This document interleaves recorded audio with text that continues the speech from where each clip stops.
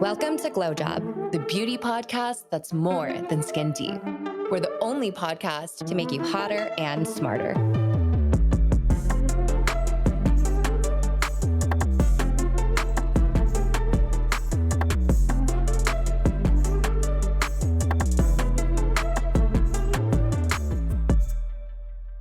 So I went shopping. Shocker. Yeah, I know. And I was really bad. I spent a lot of money. Did you actually do no by January? Or No, I'm not that stupid. I would break that so fast. If I tell myself, Sasa, you're not going to go shopping today, probably within 2 hours, I'll break it somehow, either on Amazon or Essence or Moda. Oh my God, you're an addict. I'm an addict. You're an addict. You got to delete the Amazon app from your phone. I don't want to. I love it. I am Jeff Bezos' #1 customer. No, but okay. So I went shopping. We went to the outlets by Palm Springs. Have you been to those before? I haven't, but I've heard a lot about them. I've done the Camarillo outlets. Okay. Yeah. No, dude, these ones are... They're next level. They're the luxury ones. These are clutch. Yes. Okay. So I went to the Bottega Veneta outlet store. Damn, I got these heels, these jelly heels that are like from 2 seasons ago, but whatever, that's fine. That were $185 For Bottega. for Bottega. Huh. I was like, oh, this is a steal.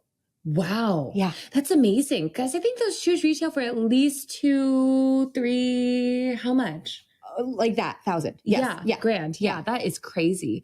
I mean, I love a good deal. Some of the best things I buy are like either on consignment or from an outlet. Same. My best tip always is that my best purchase from a consignment, or not consignment store, from an outlet store is a Tumi suitcase. That is a very good deal. They're so expensive. Yeah. They're so expensive. But yeah, I bought one at the Camarillo outlets and like 10 years later, she's still holding up. Okay, wait, I have one thing like flack for Tumi right now is, so one of my favorite suitcases is a Tumi suitcase that my brother bought for my birthday like many years ago. It's beautiful. I love it. The handle broke. And then back in the day, Tumi always would tell, free. Yeah, it was a lifetime warranty. They'll fix it for you for free. I went and sent it back and they told me, we are no longer offering a lifetime warranty. However, we can give you $150 if you give us back the suitcase, or that's it. Really? Yeah. And I was like, that's a really shitty deal. That's a terrible deal. Their suitcases are like $1,000 minimum for like the small ones. And the whole thing is like people buy those suitcases because they thought there's a lifetime warranty. That is crazy. Yeah, I was pretty pissed. I would be pissed too. Wow. Yeah. So I asked for my suitcase back and now it's just sitting up there, but it's still really sitting pretty up there suitcase. broken. The handle is just kind of janky now. I still can use it, but like, it's just a little annoying. That's so crazy. That's so annoying. It's so annoying. What the hell? Yeah. Tumi, do better. Do better. Okay. So you guys, today we're going to be sharing the things we wish we knew when we were younger. This might be our longest episode yet because I have a lot to say. No, but we're not just talking about like skincare and beauty. There obviously will, but just like general life advice. Sasa and I talk about this a lot, but neither of us have sisters. We both have brothers whom we love dearly, but there's just some advice that is just for the girls, by the girls. Like we're both totally girls through and through. And so this is just, life advice that we want to share. Exactly. And so, I'm sure this list will be revisited in like a year's time because we're going to just like learn so much more.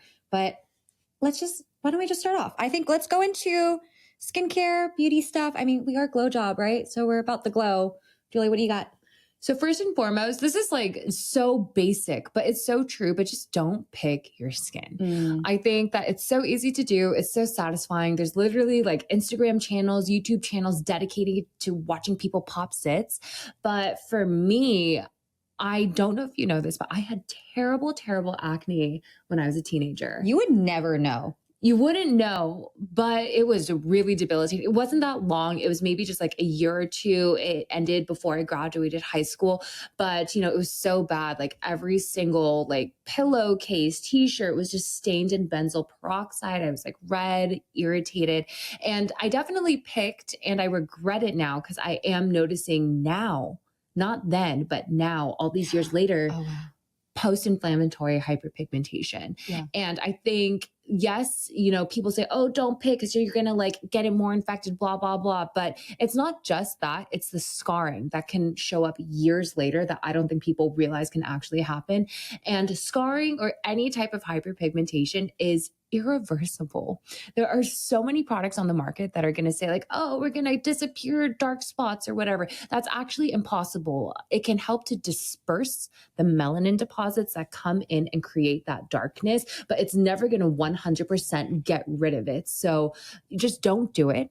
But I think that one thing that's going to be really helpful, especially nowadays, because it's super trendy, but pimple patches. Oh, yeah.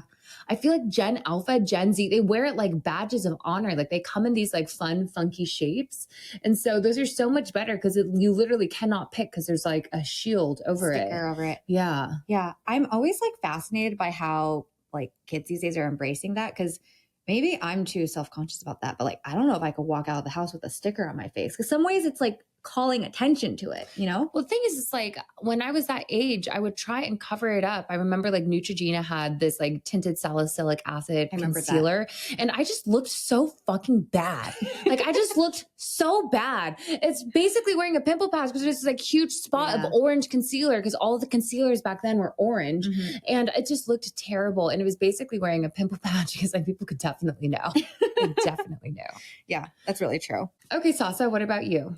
Okay, so like on the more like surface level stuff, I really wished I was more religious about sunscreen from an early age, because I mean, I know my freckles are cute and all, but like they're really freaking hard to manage. And I think I could have spared myself some of these random ass freckles here and there if I had just worn sunscreen. I don't know why. I think it was like that tanning era, right? I was like, everyone wants to be tan. And so I'm like, I'm just gonna bake under the sun, and like I will just wear sunscreen if it's really sunny out. And it's just so dumb. I was just a dumb kid. I think it's that, but also sunscreens were not as good as they are true. Today. They were so like oily and just not they were oily. They left a cast, and so I think nowadays people enjoy wearing it more. Like it feels nice on the skin, if anything. That's really true. But also like, okay, this is a little bit more like life sprinkled in, but I also wish I knew that at the end of the day, most people are more concerned and obsessed about themselves than they are about you. Like, you know, like me, myself, 100%. right? Yeah. And I think like once I realized that as I grew older, it was actually a very liberating thought, because I was like, oh, okay. Like they don't give a shit what I look like or what I'm doing. And it allowed me to be more myself and more free. Like, all right, fine. If I want to dye my hair purple, I'm going to dye my hair purple. If I want to wear this crazy ass lipstick, I'm going to wear this crazy ass lipstick. And if I like it, it's okay. Because you know what? People may have judgments about you in passing, but at the end of the day, they're probably more focused on their insecurities. Oh, that's 100% true. Like anytime you go out and you be like, oh my God, then you talk to your girlfriend, she's like, oh my God, I have a zit. They're like, no, you don't. Wear. And to you, it's like the most obvious thing. But to be honest, they just can't see it. Right. Exactly.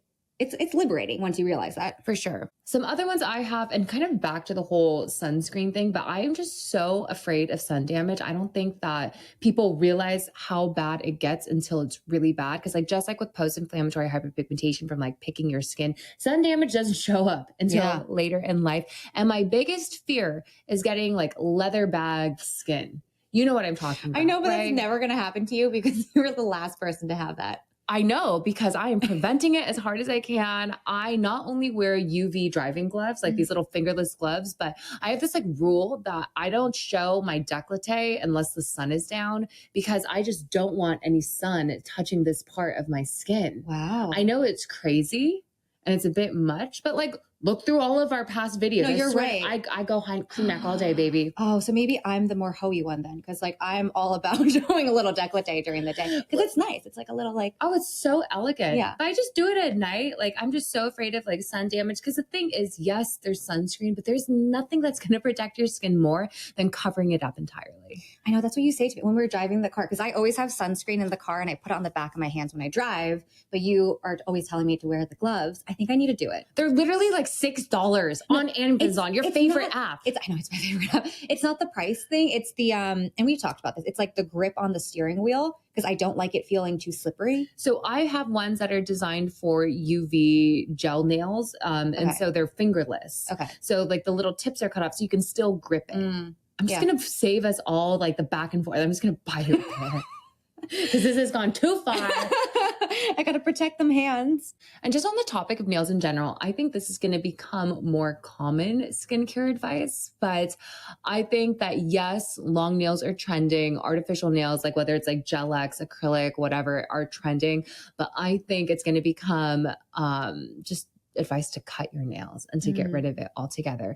There's been a huge rise in like skin irritation, specifically perioral dermatitis, where you kind of get that red, itchy, whether it's like kind of like either bumps that look like pimples or just like flakiness. It comes from the artificial stuff in your nails. That is so wild. And because like, yes, people are told to not pick their skin, but it's also just an inevitable. Like sometimes I sleep like a cartoon character, like I straight up sleep like this. And no, I did. And sometimes I sleep like this. And then, you know, like if you have that fake nails, it's going to like really mess your skin up. But I think people don't realize that. And like, yes, it's trending now, but I think that if you really care about your skin and if you really hate like, you know, perioral dermatitis, you're going to start cutting your nails more. Oh, that's a good one. Yeah. Yeah, damn. Okay, also random, but do you want to know like the best beauty advice I ever got in my entire life? Let's hear it. It's from my dad. So nice. My dad, he is a mathematician, like brainiac man who his skincare routine is washing his face with Cetaphil soap and then putting on like a Dove like daily moisturizer that has SPF in it. Like that's his routine, right? That's better than most men. I know, that's true. That's true. That's true. He at least has something, but this is like the baseline here.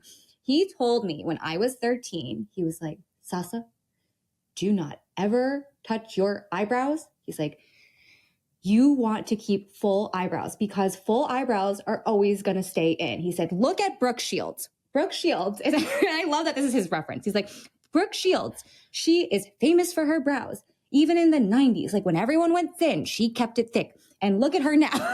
And I was like, huh. And this was also like peak time when girls were trying to like overpluck their brows. So I was very tempted because I remember I had this one friend in school. She's like, your brows, we got to make them thinner. And I really wanted to, but my dad was like, no, don't do it. And he saved me. Good. Thank God. Yeah. That is so funny. That is, I mean, the thing is that thin eyebrows are coming back in style. I'm seeing it on TikTok. I'm seeing it on Pinterest. I see it everywhere. And we're going to run into the same freaking problems and the cycle will continue. Like, you know, beauty cycle, whatever, but people are going to pluck their eyebrows. They're going to have to get microbladed. That microblading is going to fade over time. We all know that happens. And they're going to have to laser it off and do it again. Or even do things like, have you seen an eyebrow transplant? Oh God, I've heard of this. So an eyebrow transplant is just like a hair transplant where you're taking donor hair follicles, like typically from the back of your head, and then you put it onto your eyebrows. But one of the things that I don't think people realize about this is you're taking like hair from your head. It's very different from the hair on your eyebrows. And so when the hair grows, it grows down. Like it grows like how your hair grows. Like it's not the same as eyebrow hair. It's like head hair. So you're just gonna, I don't know, get really into eyebrow gel or whatever. Or like have to trim your brows a lot, I guess. Yeah, I mean, some people have to do that already. That's true, yeah, but, yeah. Oh my God. But when you brought up your dad talking about eyebrows, it made me laugh so hard because my dad is also not really into skincare. He is starting to develop a routine. Love that for him. But one time, I got so offended, but it was like in 2016 when the Sharpie brows, and I've talked about how I was like I had the worst eyebrows ever back then. But one time he came up to me and I had like my thick dip brow eyebrows on, and he's just like, don't you think it's a little much? And I was just so offended. And I'm like, I look amazing, Dad. You just don't get it. You don't understand. Oh my God. I was so upset. I was like, and then afterwards, like I'd see him like the next week and I just kind of like tightening the brows. No, because I would still do them the way I like them because I had eyebrow blindness. But oh my God, like now that I've fixed my eyebrows and do them a little bit better now, like I just think like he was right. Dads and brows. It's a thing. It's a thing. It's a thing. That's so cute. Okay. So why don't we jump into, we did some like, you know, skincare, beauty. What about like wellness and overall lifestyle stuff? Sure. Yeah. Okay. So one of the things I wish I knew when I was actually just not even younger, but still, this is something I'm trying to learn for myself, is that stress can really creep up onto you. Definitely. And I think if you're not mindful of it, like your body can literally just tell you to stop. And this happened to me, especially in my 20s. I feel like I went through a lot. I went through a divorce. My mother was diagnosed with stage 4 cancer during the peak of COVID, which was also just like nutso. And I remembered the way I coped through it was powering through. And that's kind of how I've always coped with things, for better or for worse, which is usually really good for like my career, because I can just I can go through a brick wall. That's like the mentality I have. But that's really bad when you're dealing with stress and emotions. And I feel like I was just compartmentalizing everything, just pushing it down, down, down so I could keep going. And then that led to me like one day, literally, I blacked out, I fainted, hit my head, and I had a seizure. And what? Yeah, it was bad. It was bad. And it's one of those things where I feel like for some people, some people being me, if you're not mindful of like how you're feeling and the stress levels that you actually are like experiencing in your life, like that was the experience where my body was just like, girl, we are so overloaded. I don't care anymore. We're going to hit the hard reset button and you're going to have to like wake up. And that was a big thing for me, because I truly didn't really know that I was stressed. Like, sure, I was, there was stressful things happening, but I didn't think I was stressed until that happened. And now ever since then, I'm way more mindful of when I can feel my stress levels creeping up. That's such an important reminder, because I feel like a lot of people, they're just not in tuned with those components of their body. They can only look at like the physical things, what's going on the outside. I know stress can manifest with like, things that happen, whether it's to like your skin or your hair, but people don't do those check-ins because it's an easy thing to compartmentalize. Yeah. Like I always joke that I always have a baseline level of stress, and that's how I just go about my day to day. Yeah. But it's something that I want to work on more. And I just know, because long-term benefits of being able to manage stress go far beyond like what you look like, but it's like how you feel, how long you're going to live, just like how you like show up in relationships and for yourself. Exactly. That was the exact experience I was having. I mean, I think we've definitely bonded over this. We both have like that baseline level of stress that I used to pride myself about. I was just kind of like, yeah, like this is just how I function. That's why I'm so like productive, but which is like also not a very healthy thing for me to think or do. And I'm sure there's a lot to unpack there, but being able to like tap into how I'm really feeling and be in touch with like how my body is feeling has allowed me to be more present in my relationships, even in work, just like my day-to-day life. Honestly, it's hard work to do, but I don't know. I wish I recognized this when I was younger. I think it's good to do. And it's like something that you would want to teach to other people, like how to recognize those things early on, because you just like save yourself from bad things that can happen. Yeah, totally. And it's like, again, these are things it's good to be able to compartmentalize and power through sometimes, obviously. Like sometimes otherwise we couldn't function if we were all just little emotional puddles. But like recognizing that there's a time and place for that. And sometimes, just being in tune with yourself is more important. What about you, Julia? Okay. So my advice when it comes to just like wellness and how you show up for yourself is that you have to learn how to become obsessed with yourself. And I think that it's not easy to do. It's very, very much a learned skill. And I think that the advice that I give is that you think about in two ways. Think about your personality and find something that you like about yourself and you cling on to it. And that kind of becomes something that you can always have in your back pocket that you are proud of and that you love about yourself. And appearance wise, this is a kind of awkward exercise, but I think everyone should do is just like literally just stare at yourself in the mirror until you find something that you like about yourself.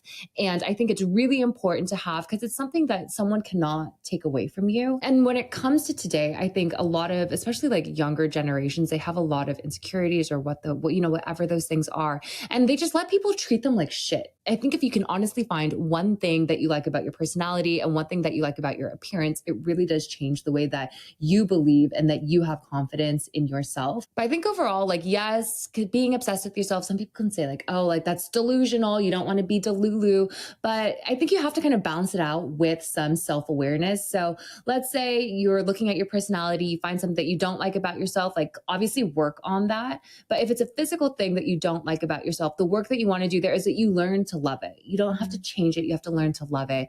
And for me, I think growing up, Korean American in a mostly white community was that I had monolids. And I think that that was something that I had to learn to love about myself, especially in the Korean space. Like everybody gets their eyes done. And people can do whatever they want in order to feel better about themselves and to love themselves more. But for me, going through the journey of learning how to love my eyelids the way that they are, I think made a big difference. And it's now something I love the most about myself. But ironically, it's something that's going away as I get older. Oh, really? Yeah.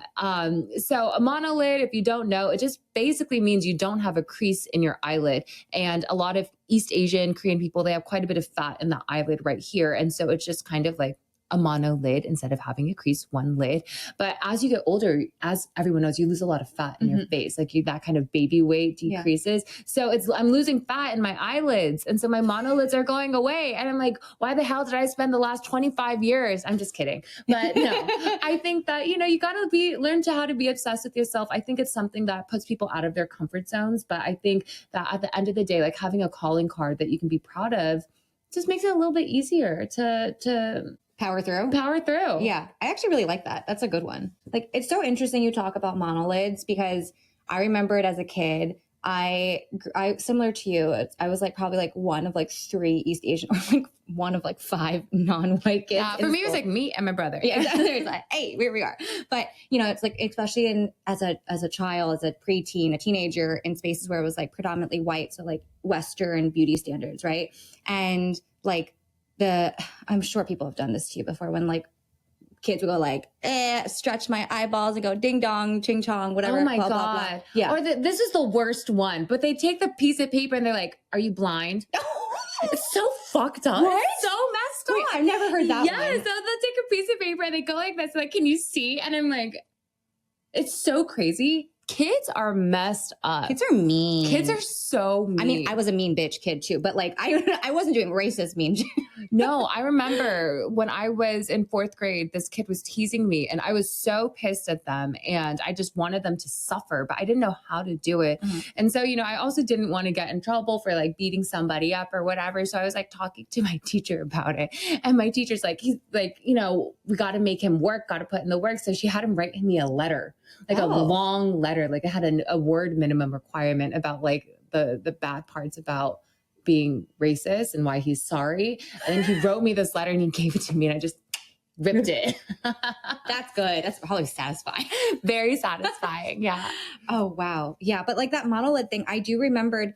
I mean, like I have a crease, but like I get it. It's just like my eyes weren't as deep set as like all these other white kids. No, you're still Asian. I know. Yeah, exactly. Like can't change this. I mean, you could, but I don't really want to do that. But yeah, it's just, it's one of those things that I can like, even though I don't have the monolid, I can relate to it so much because like as a child, if you're the one that's sticking out, those things can really gnaw at you. So I think like having that exercise of being able to identify like, if not one, maybe 2, because I'm sure there's more than one thing that's wonderful, but everyone's faces, right? Mm-hmm. So to love and have that as like your backbone, it can really protect you. Like it can protect, your core. I feel like that's how I view it. And it's so interesting, even just like harping on this monolid thing. Was it childhood trauma? No. But do I have a lot of stories about it? Yes. Even people in my family, the women in my family, because as I mentioned, in Korean society, it is very common to get this done. Yeah. But women in my family would tell me to go get it done. Wow. Yes, my relatives would tell me, and they're like, Julia, we'll pay for it. It's no big deal. Like, it's just a little nip tuck there. And my mom was so against it. She's like, never, ever. Yeah. And to me, I would always kind of push back on her because I'm like, you don't have monolids. Like, this is not your problem. You don't know what I'm going through. No, but, she was really the one who always taught me to focus on what makes you unique and turn that into a superpower. And I think it's good. And I'm so glad I had a spicy mom. Yeah. Yeah. Same. It was so good for me. Same. I mean, my mom embarrassed the shit out of me when I was a kid too. But like looking back, it's really good to have a spicy mom. Yes. Just makes you stronger. It does. Truly. Yeah. Okay. So this is one that I think is a fun one. Relationships. Things I wish I knew about relationships. Let me start with I'll start with the more deep stuff before we get into the juicier stuff so I can not be super shallow. But I feel like when I reached my 30s, I learned so much about what it means to make a relationship work, and not just romantically, right? Like for a friendship, a business partnership, like all types of relationships, even family. Like I think romantically, I wish I knew when I was younger that a real partnership takes work. The whole married happily ever after, like da da da, or just like love at first sight. All of that is such bogus. And like real love takes work. And it takes time. It takes getting to know somebody truly, and also getting to accept someone for who they are, not wanting them to change themselves. Like, I think everybody can grow and, develop, but you can't change a human being. I just think that's naive to think that way. And then also it's like, I like to think of like the plant analogy. Like, you have to water somebody constantly if you expect that relationship to grow, and if you expect that person to water you back, right? And so it's a give and take. It's not a one-way street. Definitely. Right? Yeah. And then also like just on friendships, like I think especially the older you get, and people move, like we all may have been in New York City together for like that time period, but everyone like goes back home, or they like get married and they move to a new city. I think I realized how much work a true friendship takes. And if you really want people in your life, you gotta give to get. Oh, 100%. I think some advice that I got is that relationships are never 50-50. And I think that's something that people, like when it comes to these things, like sometimes you're going to be the one putting in 75% of the work or more, right? But that's just what it needs, so long as at the end of the day, it adds up to 100, right? Like some people just put in more, and at other times, like you're going to be the one putting in, that 25%. Right. And that, you need to be with someone who's going to kind of fill in that gap and put in that work when you can't. Right. Exactly. I can think of like one of my best friends, like I'm probably the one that calls her the most, but I also know because she's not really like a phone call girl, but she'll pick up my calls. And like, I'm the one always constantly calling, make sure we have the phone calls, but then like, she'll make sure she plans to come and visit me. Like she'll come and she'll schedule the flight and come out here. So it ends up kind of, evening out, but every relationship is different, and you kind of have to mold it to the other person. Right. Yes, absolutely. Yeah. And it takes work. It takes a lot of work. Yeah. But like my spicier one that like I wish I knew when I was younger.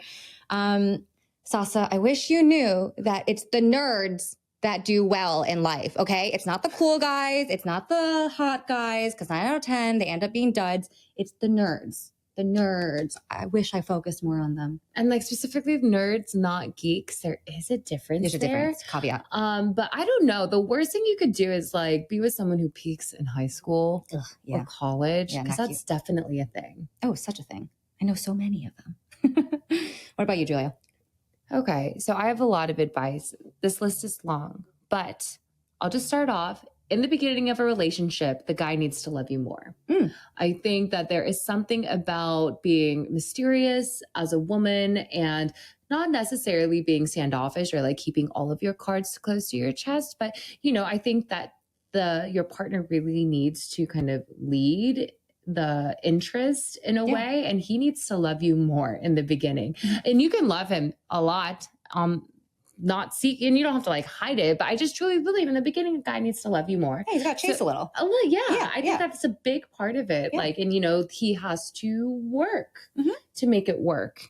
And kind of in that line about like not showing too much affection, being like too obsessed with a man, is that never give a man a gift in the beginning of a relationship unless it is edible or an experience.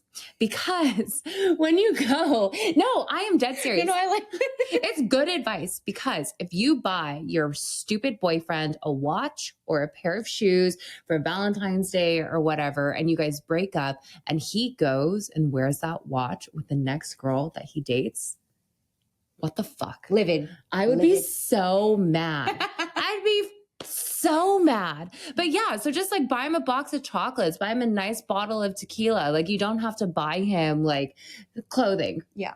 At least in the beginning, because I've been through that. And I remember I wanted to take that shit back so bad.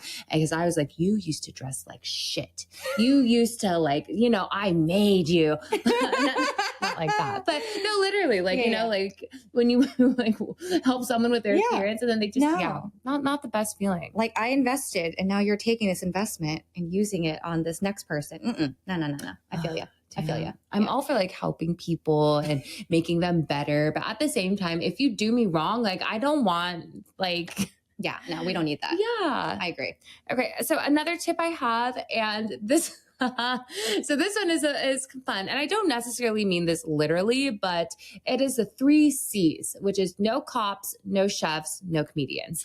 And I know that sounds crazy, but hear me out. Hear me out. I'm not saying like do not date a police officer. I am dating, like what I'm saying is do not date someone who really feels the need that they need to be in like a position of authority. And when I say chefs, I'm not saying don't date a chef, but I think chefs have terrible hours when it comes to work. That is true. And there's also some like stereotypes that hold true about like people in like the restaurant industry with like, you know, the party lifestyle, the crazy hours. And then with comedians, it's not so much comedians, but again, people that like feel the need to entertain other people all the time. Like that can be so exhausting in a relationship where someone's like constantly needing to like put on a show or get the approval of others. So that's more of what I mean by like the 3 C's, but they're just kind of things to look out for personality wise. That's funny because I also had a girlfriend tell me never date pilots. And this one's more practical because pilots are known to be these are just like broad stroke, you know, assumptions here, but they're known to be like cheaters because they're always flying and they always have like a girl in every zip code because they're constantly flying. I remember one of my girlfriends, she was like, never date a pilot. They're the worst. I think she got burned. I've heard of that stereotype before too. Yeah. It's a thing. And some people, they do like all this crazy research about like dating trends. And even as it comes to things like the profession that people are in. And so pilots I've heard, and then cop, chefs, comedians. Yeah, that makes sense. There are stereotypes within those professions, but What else? Another one is no mercy. No mercy, no second chances. I do believe that like if you have kids and a family, it is very different when it comes to giving people second chances. But in the beginning, no. Yeah. Why waste your time on someone who doesn't waste their time on you? Right. You know what I mean? And especially when it comes to things like getting together after a breakup, I really don't believe in that. I believe that you break up for a reason and that, you know, getting back together, it's never going to take away that pain that you went through during that breakup. And there's always going to be something there. And so in the beginning, it's just like, don't waste your time. Like no second chances, just move on because the world has so many options. So many. No mercy, no malice. Yes. Scott Galloway says.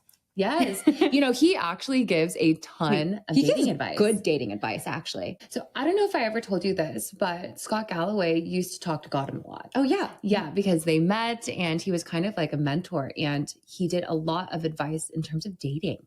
And it wasn't like a very in-depth mentorship, but he would talk a lot about just like dating trends that he saw because Scott Galloway does a lot of research, right? Yeah. And so, you know, he would give just like basic advice about like the disparities in dating and kind of like male expectations, female expectations, and how those are changing and creating just these kind of like, you know, you have the men and the women that are starting to like slowly drift apart because like what men are able to provide and what women are now able to do for themselves, big difference there. Right. Crazy. And so he's like seeing, like, I think he would be great as like I know he works in business, but he'd be great in, you know, being like a relationship coach. Like actually, you know, it's so funny. So I took his class at NYU. So cause he like does the marketing class at Stern, but also I listened to him on his podcast with Kara Swisher and his own, but he gives a lot of practical dating advice, just like to young guys. He's like, guys, go to the gym. He's like, you need to, no, but it's actually like, I think it sounds superficial, but he's saying, look, at the end of the day, we're humans and like,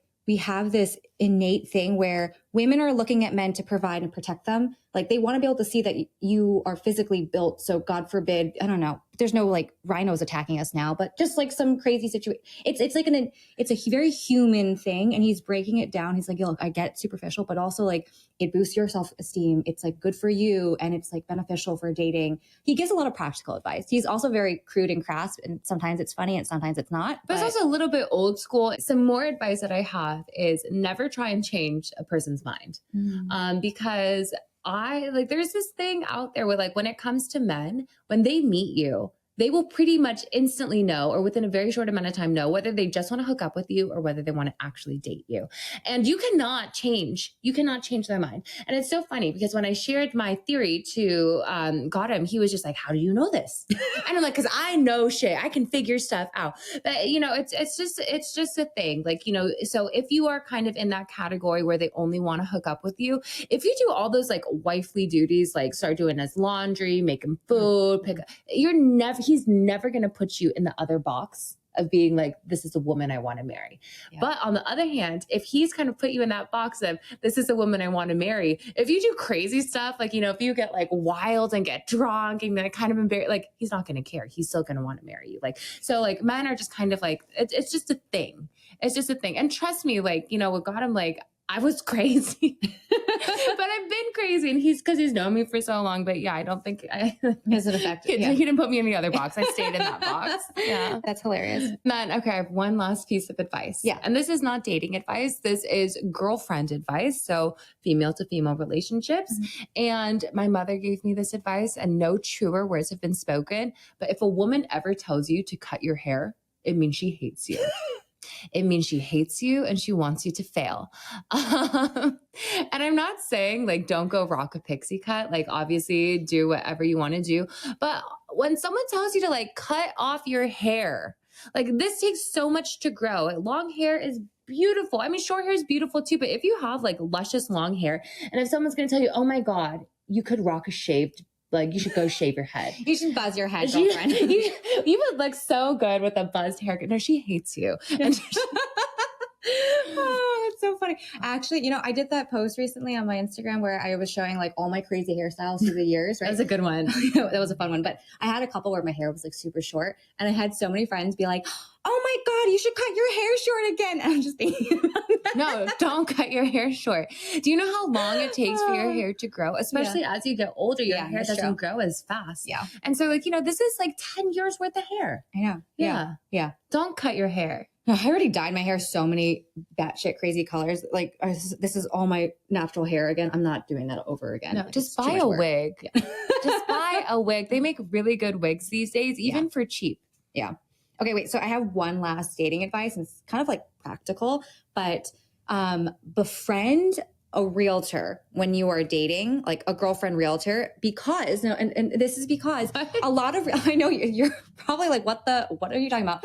But realtors oftentimes will have these background checking apps on their phone because they have to work with a lot of strangers often. And so if they're doing an open house or if they're going to be scheduling an appointment with a client, they need to run their phone numbers to make sure they're not meeting with a serial killer, right? So a lot of these people, a lot of realtors will have a background checking app for free that's paid for them by work. And so I would have this one girlfriend and I would give her all the phone numbers of every guy I ever met. She would run the phone number and tell me like, all good, and like twice I found discrepancies. Once this guy, seemingly clean cut, good job, you know, good looking guy. He had major credit card debt and fraud on him. He was being sued by Amex for outstanding charges. And I saw like the criminal records in the Brooklyn court system. And then another guy, he was a pilot, and he had literally in like, what was it? It was in like a 5-year period, had 20 different addresses. Like that is so sus. Why do you have 20 different like home addresses? That's so weird because pilots, like they always have a home base that they fly in and out of. Okay, I know. There's like some sus shit going on there. But anyway, befriend a realtor and ask to use her background checking app. Yeah. That's a good one because some of the girls I know these days when it comes to online dating, another thing that they do is they reverse Google image search the photos. Yeah. So they take a screenshot of the Hinge profile, crop it, just take that image and upload it into Google to see where else it pops up. And, you know, sometimes it'll bring up that person's Instagram page or whatever, but sometimes it'll bring up their Instagram page that has pictures of their wife and kids. So other tip. Good tip. Okay. So that's relationships, wellness, like beauty, you know, all that fun stuff.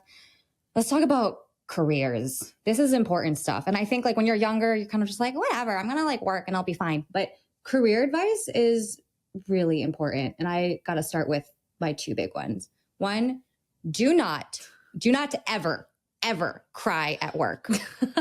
Period. Full stop. Okay. But honestly, guilty. I mean, I've done it once before too. And then never again. Afterwards, I was like, no, this is very bad. Very, very, very bad. And I know this is going to sound like maybe not so great in PC, but like truly the workplace is a different environment than like any other part of your life, right? You need to maintain some sort of professionality. I think it's really important. And I've talked about this before on the Estee Lauder episode. I just don't think it's appropriate to bring that kind of emotions into the workplace. And it also just, it can kind of like taint your image at work. And you don't want to be seen as that to me, and I've been also in a lot of environments where it's like very like masculine energy, but you don't want to be the weak link at work. You don't want to be branded that way. And it's so crazy because I think that, I mean, one of the things that I was going to bring up, but I'll bring it up now, is that as someone's reputation, you can build your reputation for years. And in one instance, it can be all gone. Yeah. So crying is a good example. Like you can be work and spend so much time being this like strong person, but you know, crying can just be perceived as a weakness, and that'll just change someone's perception of you. And that sucks to have this reputation that you work so hard to build. And it's hard, but not crying it's easier said than done. Tricks to not cry. Look up, just like straight up look up, or just excuse yourself from the room, just like walk off. And also like, I don't know, for me, sometimes if I'm getting very emotional, like rather than crying, you can get angry. Yeah, actually, no, this is a really good skill. And like, and it works. And it works. It really works. And I think being able to channel in the right settings, right? So like in a work setting, it kind of makes a little bit more sense than perhaps in a personal relationship, but like channeling that sadness and using that as anger or as aggression, and it allows you to be just like, it reabsorbs the tears is what I'm saying. And I'm not saying to like be angry and lash out, but when you kind of like transform that hurt into being like, like, you know, like it literally makes my body reabsorb tears. So I think that that's, you know, it's good. And it also just powers you through. For me, it's like motivating when I have that kind of, you know, feeling. For me, it's hard. Like I'm the biggest crybaby. Are you really? Yes. Aww. Oh my gosh. Like I can't help it. Like, but yeah, so it's hard. It's easier said than done for sure. Do you cry at movies a lot? I cry in movies. I cry when I'm happy. I cry when I'm too cold. Like literally, I said cry baby. Yeah. So one time I was crying because it was raining, and you know, I think it just happens. But like in the workplace, I do not cry. That's good. Yeah. I do not cry in the workplace. Okay. That's smart. That's good. Yeah. But other things at work in general, when I think it like as it relates to emotions, I think it's really important to learn how to control your facial expressions. This is a huge tip I learned from my dad. And I think as women, oftentimes like we just get stereotyped to be like, oh my gosh, just like very overly emotive. But I think learning how to do that, and it's definitely a learned skill that you have to practice, is really important. And also, side note, there's multiple benefits to learning how to control your facial expressions. The one that we've talked about before is if you don't lift your eyebrows all the time, you're not going to wrinkle in your forehead. Okay. It's like nature's Botox. It's Botox-free Botox, but you're not moving the muscles in your face anymore. So just work on that in general, and it will benefit you in the office place as well. Yes. I love that. That's a really good one. And another one I have is, okay. So obviously your work product is very important. It's a job. You're getting paid to do a job, right? But what's so fascinating to me that I've learned over my years in the corporate world and outside of the corporate world is it's not always like the best person that does the best at work. In fact, people just want to work with people that they like. So sometimes it's even more important that you're likable than being necessarily like a workhorse or like the best at any particular job. That's good advice. And it's definitely really true because you have to spend time with that person, right? Yes. And I don't know, like we've both been working for 10 years now-ish, more. Oh my God. Yeah. You'd be surprised how important being likable is, and it can get you really far in your career. You can be like a mid-level worker, but with like an amazing personality and everyone loves you and they want to hang out with you, and you can climb the ranks a lot faster than the person who's really good at their job, but an asshole. So no, it's true. And it's like, that's why the term personality hire is a thing. Yeah. It's so true. Okay. So a couple more tips that I have is one, never leave a paper trail. Oh yeah. This is so like, I cannot tell you this enough, but like, just like the Jane Lauder episode that we were talking about where she was like writing all of these letters, there were literally articles in the Wall Street Journal criticizing her for writing these like very emotional letters. Like, just don't write it down. Just say it out loud. Don't write it down. Phone call. OG. Say it to their face. Don't leave a paper trail. Other tips I have are HR is not your friend. Oh, that's true. Yeah. They're not your friend. They work for the company. Don't forget that. They're not there for you. They're there so the company doesn't get sued. Yep. Another thing is people are always watching you, whether you realize it or not. And I'm not talking about like you accidentally like picking your nose and someone seeing it from the other side of the room. I'm talking about like little things. Like let's say that, okay, like work is kind of slow. So you think that you don't have to show up or that you can just like, you know, like work from home and keep your computer. That is not true. people are always watching you. Like you may not realize this, but like on your computer, especially if it's a work computer, they can track how many times you're logging in. Yeah. They can track if you're online, if you're offline, they see everything. So just don't be stupid. Julie, that was fun. I actually really like that. I like hearing your advice because it's a little different from mine and then the parts that we overlap. But again, I feel like we're going to revisit this down the road. Yeah, for sure. And I'm probably going to take some stuff back. So I guess, yeah, don't listen to everything, but I think that I stand by my advice today in 2025. Yeah, exactly. Today we stand by everything we say. We may need to double check, but we'll see. Okay, so why don't we jump into that really fun, we went to Jue, that really cool event the other day. Yes. Honestly, this is so fun. This is our first event that we got invited to as GlowJob. I know. It's our first PR event. It was like super validating just to be acknowledged and invited and welcomed in to learn about some of the new products that they have. Yeah. Because this brand's been around for a long time. Since 2008. Yeah, they've been around for a long time. So actually, we were chatting about this. Like I remembered back in the day, like I think you had one of the blushes, right? And then were they in Sephora before too? They were. That's where I bought my blush back in the day. It was really interesting just to kind of see how brands change and evolve over the years. And, you can start in something like color cosmetics, but then, reaching out into skincare because like skin, beauty, it really is all connected. And just listening to the founder and her story and just kind of her dream for the brand was really amazing. It was really because she's cool. like an industry vet at this point. Like having a brand last for this long is very, very impressive. So impressive. And they were showcasing their new skin barrier balm product, which we have here. This was interesting. It's in terms of like texture, I think it's called a multi-active solid serum, but it's really like a balm. It's a finishing product after you do all of your skincare steps.